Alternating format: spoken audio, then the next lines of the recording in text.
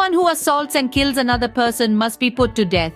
But if it was simply an accident permitted by God, I will appoint a place of refuge where the slayer can run for safety. However, if someone deliberately kills another person, then the slayer must be dragged even from my altar and be put to death. Anyone who strikes father or mother must be put to death.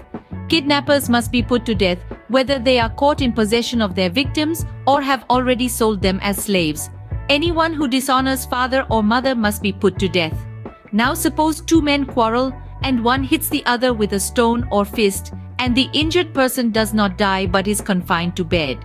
If he is later able to walk outside again, even with a crutch, the assailant will not be punished but must compensate his victim for lost wages and provide for his full recovery.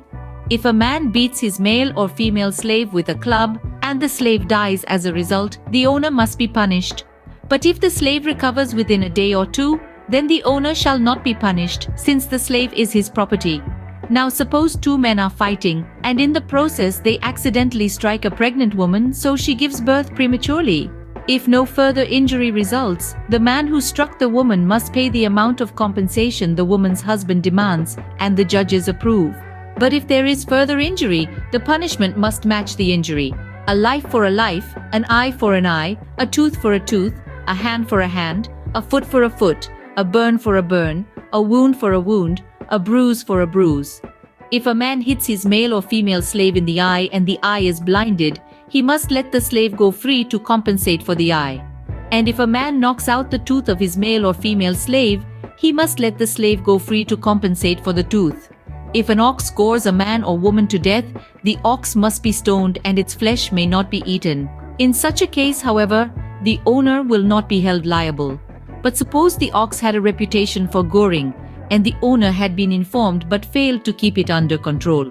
If the ox then kills someone, it must be stoned, and the owner must also be put to death. However, the dead person's relatives may accept payment to compensate for the loss of life. The owner of the ox may redeem his life by paying whatever is demanded. The same regulation applies if the ox gores a boy or a girl.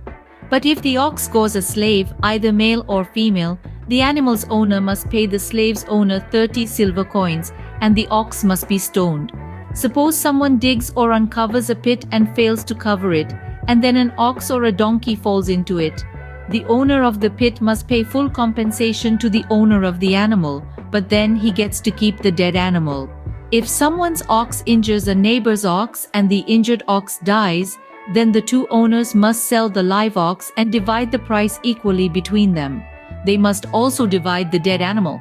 But if the ox had a reputation for goring, yet its owner failed to keep it under control, he must pay full compensation, a live ox for the dead one, but he may keep the dead ox.